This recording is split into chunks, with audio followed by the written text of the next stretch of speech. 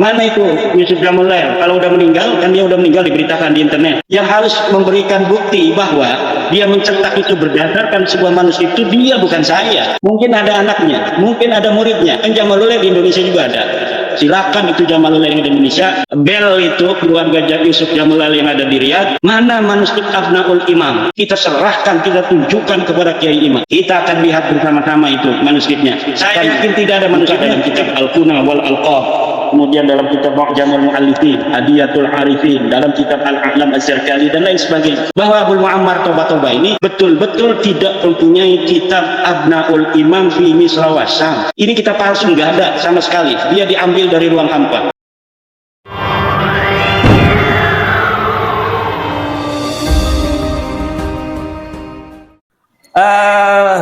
Kiai Imad mungkin tadi malam menyimak, tetapi ada beberapa hal tentang kitab Abnaul Imam. Versi Kiai Imad itu kan sudah masyhur bahwa kitab itu adalah palsu itu aja kalau istilah Kiai Imad. Kemudian kata Kiai Tengku Qori itu adalah asli, dan justru Kiai Imad yang memberikan sebuah fatwa palsu itu menjadi tidak ilmiah. Ini silakan mungkin dari summary yang bisa Kiai sampaikan. Dengan adanya tes DNA yang sudah dapat kita akses bersama, baik melalui kajian dari Dr. Sugeng Sugiarto maupun dari jurnal-jurnal ilmiah yang ada di dunia maya yang bisa kita akses melalui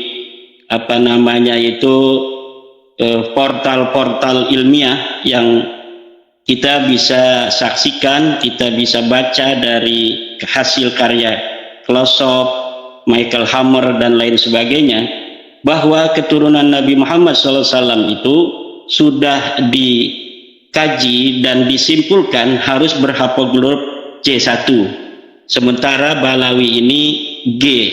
Artinya mereka bukan sebagai keturunan baginda Nabi, mereka juga bukan keturunan Nabi Ibrahim.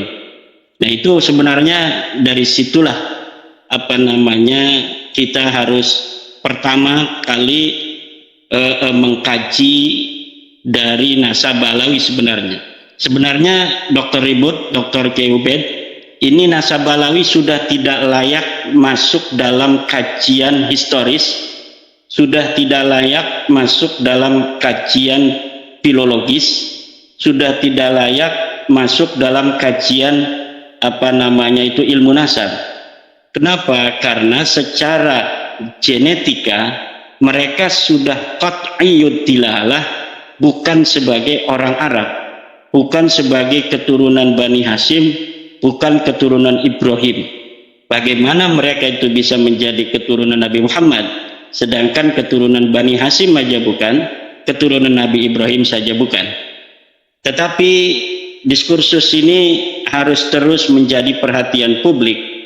Maka pengamat-pengamat yang ahli dalam bidang metodologi seperti Dr. Kiai Ubed, Dr. Ribut, ini penting untuk terus mencerahkan kepada publik bahwa dengan terus kita suarakan, terus kita bahas, maka akan semakin banyak masyarakat yang tercerahkan, termasuk adanya fenomena Tengku Qori balik badan. Itu merupakan sebuah qudratullah bahwa isu nasab ini akan terus menarik untuk dikaji.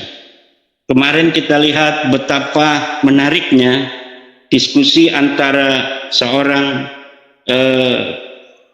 ilmuwan Nahdlatul Ulama dari Pulau Sumatera dengan juga seorang pengkaji pembela nasab Balawi yang berasal juga dari Pulau Sumatera. Jadi semalam itu adalah dua ilmuwan dari Pulau Sumatera, yang satu dari Jawa Barat, itu sibuk main HP kata para komentator itu, sehingga dua singa dari Sumatera ini bertarung seperti dibiarkan saja gitu semalam itu. Ini banyak komentar-komentar seperti itu. Nah, apa yang bisa saya berikan garis bawah dari diskusi semalam antara Dr. Ribut Nurhuda dengan Tengku Qori, yaitu narasi Tengku Qori tentang Abnaul Imam seperti yang disinggung oleh Mas Yusuf tadi, bahwa Tengku Qori sekarang ini kembali untuk mempermasalahkan kitab Abnaul Imam, karena memang jika kajiannya adalah kajian historis, kajian adalah kajian naskah, maka Ba'lawi ini tidak mungkin lagi bisa ditolong kecuali hanya dengan narasi-narasi falasi, dengan adanya manipulasi data dan sebagainya. Nah, kitab Abnaul Imam ini termasuk dalam kategori beberapa manipulasi data yang telah dilakukan Ba'lawi. Jadi ada yang namanya disebut dalam istilah ilmu sastra Arab itu disebut dengan kitabatun manhulah. Jadi tulisan-tulisan yang palsu, yaitu nisbatul kitabah ila ghairi katibihi li gharadin. Jadi adanya sebuah tulisan yang dinisbatkan kepada bukan penulisnya li gharadin, untuk suatu tujuan. Nah, selain kitab Abnaul Imam itu sudah ada beberapa kitab yang dipalsukan oleh penulis-penulis Ba'lawi, seperti kitab Ar-Raudul Jali yang dinisbatkan kepada Murtada Az-Zabidi, seorang ulama besar. Ya, pada tahun 1205 Hijriah beliau wafat. Kemudian Hasan Muhammad Qasim dari Mesir diminta oleh seorang Ba'lawi yang ada di Mesir untuk menciptakan sebuah kitab palsu yang di situ menyebut nama Ubaidillah atau Abdullah. Kemudian ditulislah kitab Ar-Raudul Jali itu, kemudian disubstitusikan sebagai karya daripada Imam Murtada Az-Zabidi. Dan itu sudah diteliti oleh pakar filolog dari Yaman, yaitu Abu Bakar Badib yang merupakan pembela Ba'lawi juga. Tetapi ketika Abu Bakar Badib ini memberikan kata sambutan di dalam tahqiqnya dalam kitab Ar-Raudul Jali itu, beliau jujur mengatakan bahwa kitab ini sangat sulit untuk dinisbatkan kepada Murtada Az-Zabidi. Kenapa Badib mengatakan sangat sulit? Karena dia pendukung Ba'lawi. Kalau Imaduddin Usman mengatakan bahwa jelas-jelas kitab ini adalah kitab palsu yang dikarang oleh Hasan Muhammad Qasim 50 tahun yang lalu dari hari ini, kemudian diasosiasikan, disubstitusikan sebagai karya dari Murtada Az-Zabidi. Yang kedua adalah kitab Tarikh Sambal Hadramaut. Kitab Tarikh Sambal atau Tarikh Hadramaut yang dikarang katanya oleh seorang sosok yang bernama Sambal, Syekh Sambal, yang katanya dia hidup di abad ke-10 Hijriah. Tetapi ketika Serjen, seorang peneliti dari Barat, meneliti kitab ini, maka disimpulkan kitab ini adalah kitab palsu yang dikarang oleh sosok yang fiktif. Kemudian juga kitab Tarikh Ibnu Hisan. Ini Ibnu Hisan sosok yang historis. Dia hidup abad ke-9 Hijriah, menulis sebuah kitab sejarah Tarikh Hadramaut Ibnu Hisan, kemudian hilang. Nah, setelah hilang diciptakan kembali oleh Muhammad Abdullah Al-Habsyi dengan di dalamnya menyebutkan Faqih Muqaddam. Nah, kemudian kitab itu menurut para peneliti di Yaman juga, bahwa kitab ini tidak bisa dinisbatkan kepada Ibnu Hisan. karena di dalamnya sudah ada interpolasi, penambahan-penambahan yang dilakukan oleh muhakkiknya, yaitu Abdullah Muhammad Al-Habsyi. Ya. Hal-hal yang semacam ini terjadi juga pada Abnaul Imam ini.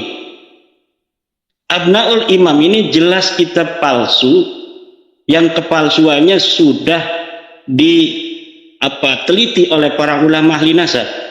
Misal seorang peneliti nasab yang bernama Al-Qaraja dalam kitab Al-Kafil Muntakhab halaman 106 sudah mengatakan di dalam kitabnya Al-Kafil Muntakhab halaman 106 bahwa kitab Abnaul Imam adalah kitab yang termasuk dalam kategori manhulah. Kitab manhulah, pakai hak ya, manhulah, yaitu kitab yang palsu, kitab yang nisbatul kitabah ila ghairi qaili, penisbatan sebuah kitab bukan kepada pengarangnya. Siapa pengarangnya? Pengarangnya ya Yusuf Jamalul Lail itu. Dia menarik-narik nama Abul Muammar Yahya Toba-Toba. Abul Muammar Yahya Toba-Toba itu memang seorang ulama dari kalangan Syiah. Dia mempunyai kitab yang namanya Syarhul Lumah Ibnul Jimni, tetapi tidak mempunyai kitab yang namanya Abnaul Imam fi Misra wa Syam. Dari mana keterangan itu? Silahkan buka kitab Al-Kuna wal Alqab karya Syekh Abbas Al-Qummi juz 2 halaman 133. Kemudian buka juga kitab Mu'jamul Muallifin Umar Ridha Kahalah juz 13 halaman 226. Buka juga kitab ketiga Hadiyatul Arifin juz 2 halaman 519. Keempat, buka juga kitab Al-A'lam juz 8 halaman 164.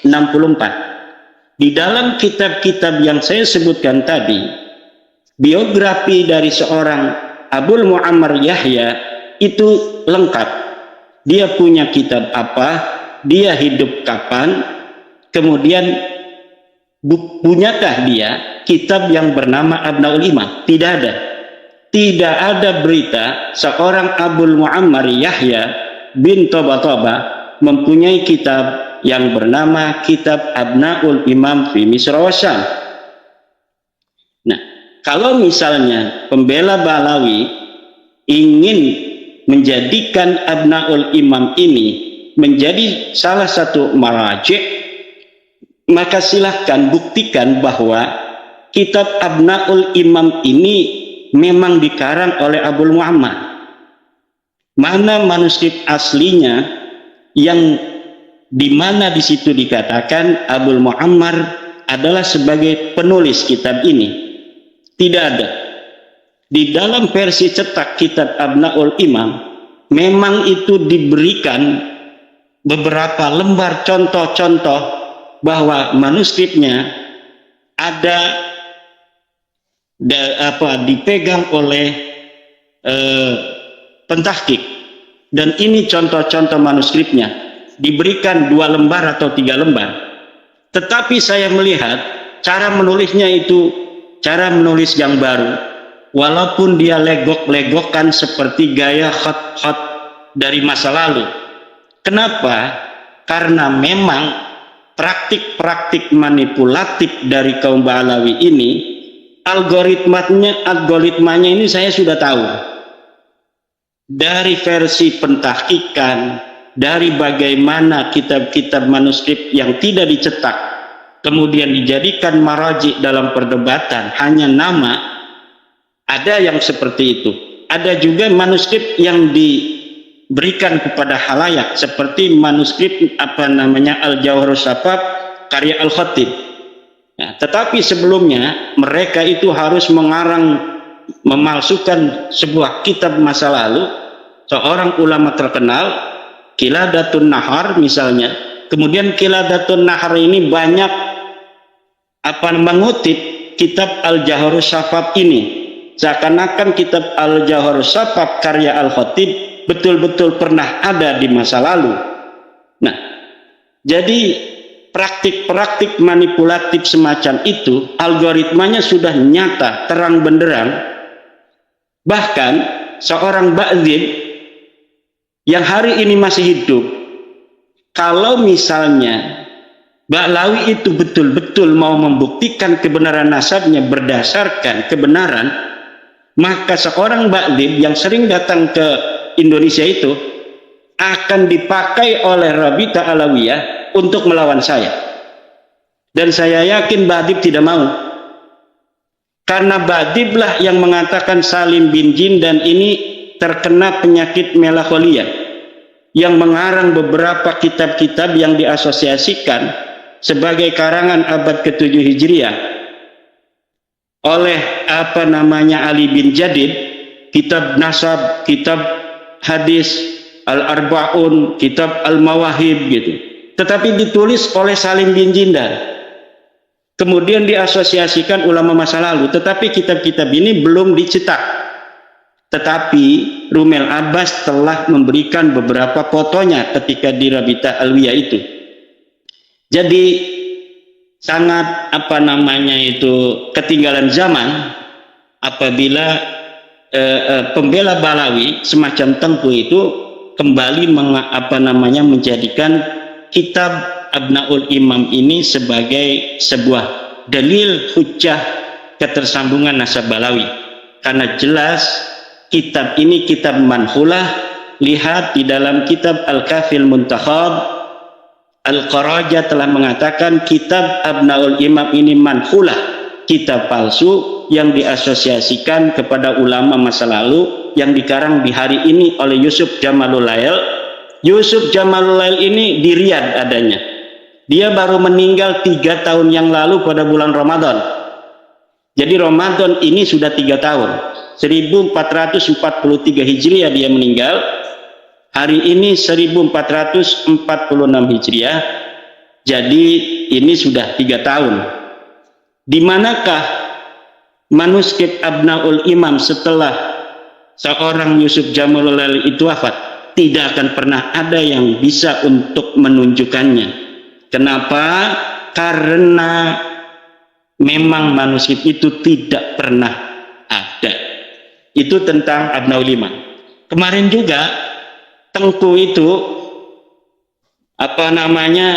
berusaha membongkar kekokohan Syajarah Al-Mubarakah dengan narasi falasi bahwa di dalam kitab Syajarah Mubarakah Syekh atau Imam Fakhruddin Ar-Razi mengatakan dia memberikan kitab ini mengijazahkan kepada Syarafsyah. Kata Tengku, Syarafsyah ini adalah orang yang hidup di abad ke-8. Bagaimana seorang yang hidup di abad ke-8 diberikan ijazah oleh seorang yang hidup di abad ke-6 579 Hijriah, dikarang itu Syajarah Mubarakah, dan wafat 604 Hijriah. Nah, ini adalah narasi falasi yang coba untuk mempengaruhi publik untuk meruntuhkan kekokohan Syajarah Al-Mubarakah, bahwa seakan-akan Syajarah Mubarakah ini adalah kitab abad ke-8 atau ke-9. Seperti Rumel Abbas juga mengatakan bahwa kitab Syajarah Mubarakah ini adalah kitab karya Ibnu Inabah. Nah, itu adalah sebuah upaya-upaya, sisa-sisa kekuatan untuk memberikan hiburan, memberi hiburan kepada Balawi dan kepada kibin-kibin Balawi itu agar mereka tidak terlalu terluka. Jadi Rumel Tengku ini mau membunuh dengan pelan-pelan gitu, jangan gitu mati, itu nggak lucu gitu. Saya tadi mengatakan mereka ini orang-orang yang kejam, orang yang memberi harapan, tetapi mereka tidak menyelami psikologi manusia. Ketika seorang istri diiming-imingi akan diberikan kalung gitu, ketika menagih diomong lagi, insya Allah sebentar lagi abang ini bisnisnya mau meledak, sebentar lagi pada suka ini akan dapat hadiah 500 juta, nanti kita akan belikan. Nah terus saja begitu sampai harapan tidak pernah mati, tetapi selalu sedih karena setiap malam membayangkan kalung itu akan tiba. Begitulah Ba'lawi dan Kibin-Kibin itu dipermainkan oleh pembela-pembela yang mencari keuntungan agar mereka bisa untuk mendapatkan donasi dan lain sebagainya, seakan-akan mau mencari sesuatu yang bisa menyelamatkan mereka yang sudah qat'i ini, putus ini. Yang harus dilakukan menurut saya, Kiai Ubed, adalah membaca hijib-hijib as-sakrom untuk merubah DNA mereka dari G menjadi DNA J1. Baru itu akan menyelamatkan. Kenapa? Masa ini masa modern. Jikapun mereka sanggup untuk mencari seorang ahli pemalsu manuskrip, baik dari sisi teks maupun dari sisi media teks, kertas yang memang setelah diuji itu masa lalu, tetapi mereka tidak akan bisa untuk merubah DNA mereka.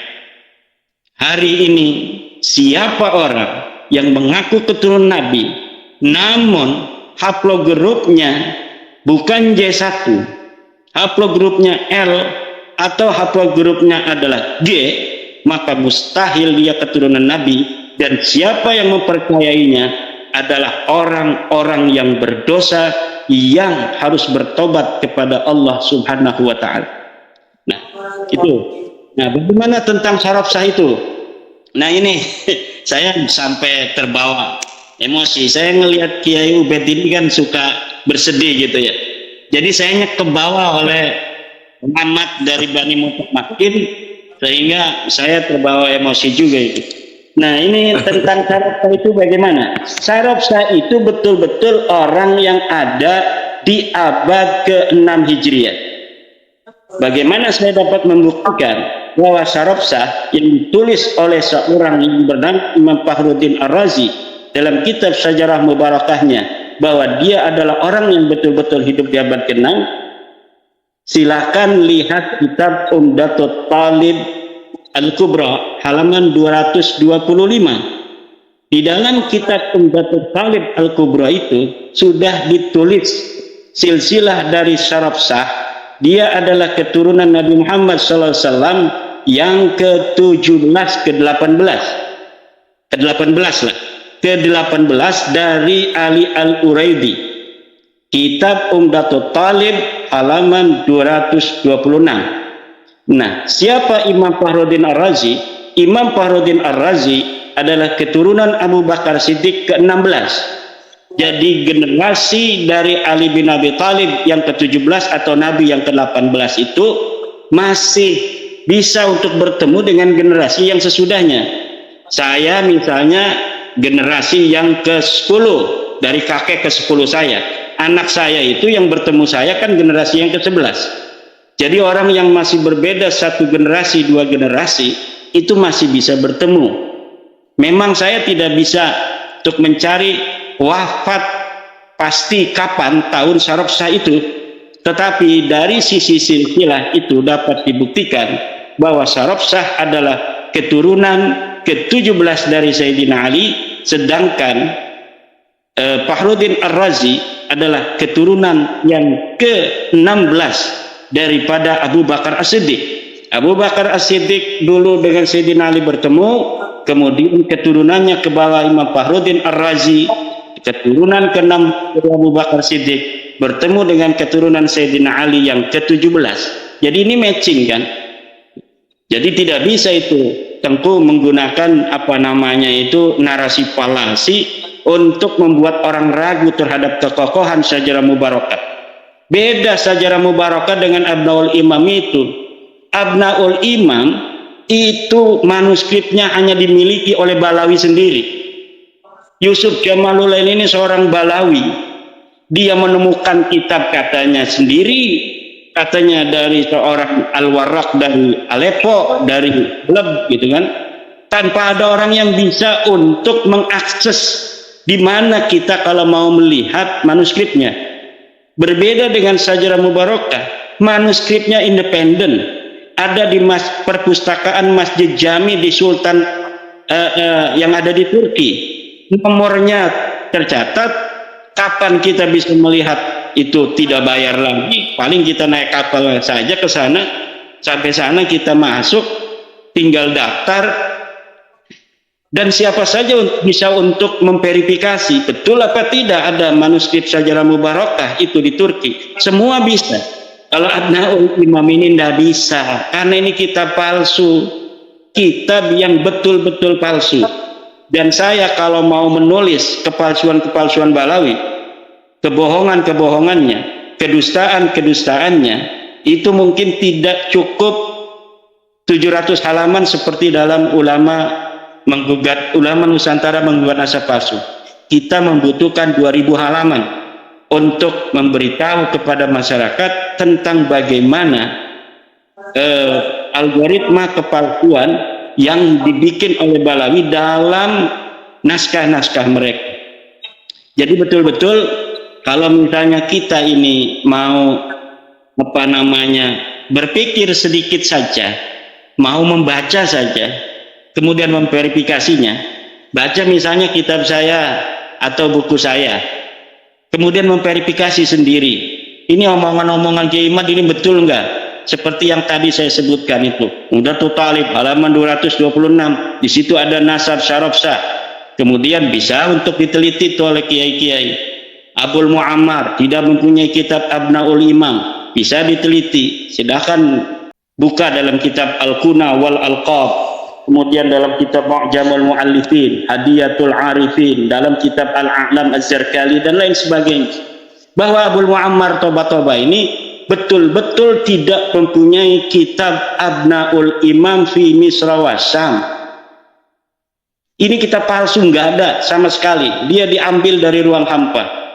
Nama-nama ulama seperti Ibnu Sodaqo Al-Halabi, Al-Warraq, kemudian As-Safarayini, Al-Maqdisi, semuanya hanya diambil namanya tanpa ada ikut campur dengan urusan pemalsuan manuskrip itu. Nah, jika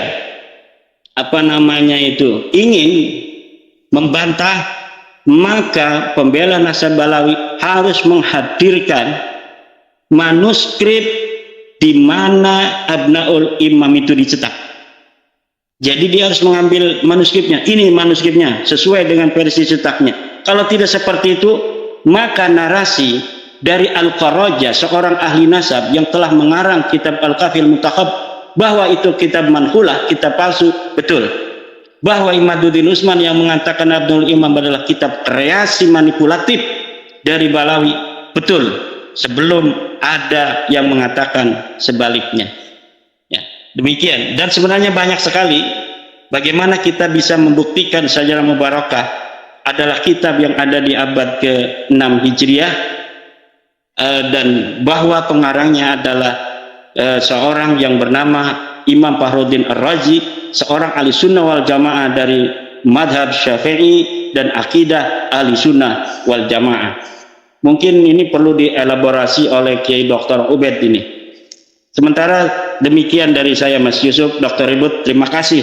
Kemarin luar biasa ini, Dr. Ribut, untuk mengimbangi narasi falasi dari seorang Tengku Qori. Terima kasih. Iya, ini menarik tadi malam Dr. Ribut dengan Tengku Qori. Tetapi ini yang menarik tadi malam bahwa ada 102 kitab untuk merungkadkan tesisnya Kiai Imad. Ini bagaimana Kiai Imad? Dan juga Kiai Imad harus mempertanggungjawabkan mana ini manuskrip aslinya ini. Manuskrip aslinya Abnaul Imam itu Kiai Imad harus menghadirkan. Nah, ini bisa yang menghadirkan. Dia yang mencetak dari ruang hampa, dia yang harus menghadirkan. Kita ini membaca orang yang hidup di tahun 2021 kan, itu Yusuf Jamulail itu hidupnya 2021, meninggal baru dia itu. Kemudian mengaku menemukan kitab namanya Abnaul Imam dari ruang hampa tanpa menghadirkan manuskripnya. Kemudian diasosiasikan ulama yang ada di abad kelima yang namanya Yahya Abul Muammar Toba 478 Hijriah, yang harus memberikan bukti bahwa dia mencetak itu berdasarkan sebuah manuskrip itu dia, bukan saya. Mana itu Yusuf Jamul Lail? Kalau udah meninggal, kan dia udah meninggal, diberitakan di internet. Mungkin ada anaknya, mungkin ada muridnya. Kan Jamalul Lail di Indonesia juga ada. Silakan itu Jamalul Lail yang ada di Indonesia. Bel itu keluarga Yusuf Jamul Lail yang ada di Riyadh. Mana manuskrip Abnaul Imam? Kita serahkan, kita tunjukkan kepada Kiai Imam. Kita akan lihat bersama-sama itu manuskripnya. Saya yakin tidak ada manuskripnya, kecuali malam ini dia dengarkan saya ngomong ini, mulai ditulis itu. Kan ada kitabnya tuh sekarang cetakannya. Ditulis versi tulisan tangannya, kemudian dikucak-kucak pakai kopi, seperti beberapa kejadian yang telah terjadi dengan kitab-kitab yang dicetak juga oleh Balawi seperti itu. Al-Jauhar Safaf itu yang dikatakan karya Al-Khatib 850 Hijriah itu baru ditulis manuskripnya 40 tahun yang lalu. Kemudian diasosiasikan punya Al-Khatib yang ada di 850 Hijriah meninggal. Ini juga sama. Tetapi kalau Abnaul Imam ini mereka belum punya versi tulis tangannya mereka itu. Nggak sempat kali, nggak ada yang seperti 20 tahun lalu ada yang suka nulis. Sekarang ini kan orang-orang lagi menikmati keenakan mereka sebagai cucu Nabi yang sekarang jadi mantan cucu Nabi itu. Tidak ada yang sempat nulis. Bahkan dia bayar itu ke pendukung-pendukung untuk mendukung dan lain sebagainya. Tetapi mungkin belum ada yang sempat nulis manuskrip palsu itu.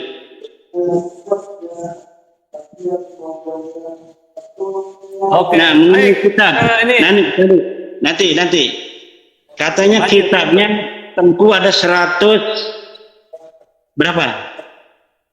102 kitab untuk mempertahankan 102 kitab. Bahlawi dan siap 7 hari 7 malam diskusi dengan Hanif Alatas yang ada 180 kitab. Hanif Alatas itu 180 kitab. Tengku itu 102 kitab, masih kalah itu. Kalau dia ada kitab abad ke-5, ke-6, ke-7, semalam itu sudah dikatakan kepada Dr. Ribut. Tetapi kenapa tidak mengatakannya? Karena hanya Abnaul Imam yang dia punya kitab palsu itu. Kenapa misalnya sebenarnya saya ini dilarang oleh banyak teman-teman untuk menanggapi Tengku Qori. Tetapi saya kira kalau tidak ditanggapi itu nanti masyarakat awam itu akan mengira apa yang dinarasikan Tengku itu betul gitu. Nah, sekarang ini saya sudah mengatakannya dan silahkan diverifikasi semua orang yang bisa baca kitab. Kemudian apa yang telah saya sampaikan tadi dilihat kitabnya, oh ternyata betul. Apa-apa yang telah saya sampaikan bahwa satu Abnaul Imam adalah kitab palsu. Bukan hanya saya yang mengatakannya, tapi juga seorang ahli nasab Al-Qaraja dalam kitabnya Al-Kafil Muntakhab halaman 106. Kemudian bahwa Syaraf Shah ini adalah orang yang ada di abad ke-6 dalam kitab Umdatul Talib halaman 225. Itu kan narasi yang paling hebat kemarin, yang disampaikan Tengku, yang dia yang sudah persiapan itu menanyakan pada Dr. Ribut. Dr. Ribut tidak persiapan tentang hal-hal yang seperti itu. Walaupun seorang doktor yang cerdas, Dr. Ribut, tapi kalau memang tidak pernah membaca hal itu, ya coba mana kamu? Nggak bisa. Nah, itu tidak menunjukkan bahwa Dr. Ribut itu kemarin itu kalah atau Dr. Ribut itu tidak mengerti. Tetapi memang cara berdebat itu, maka kata saya, dalam masalah nasab, kita bukan mencari siapa yang menang dalam berdebat, tetapi siapa yang dalilnya kuat. Makanya saya wanti-wanti di dalam masalah nasab, karena ini ya ta'allaku bil masail ad-diniyah, ini bukan ifhamul khasmi, kita bagaimana cara untuk menundukkan lawan berdebat, tetapi dapat menunjukkan mana dalilnya. Karena apa? Nanti ini akan berkonsekuensi tentang pahala dan dosa, tentang neraka dan surga. Ini jangan berani-berani kita hanya ingin bisa menang dalam sebuah forum debat, kemudian mengabaikan keilmuan itu.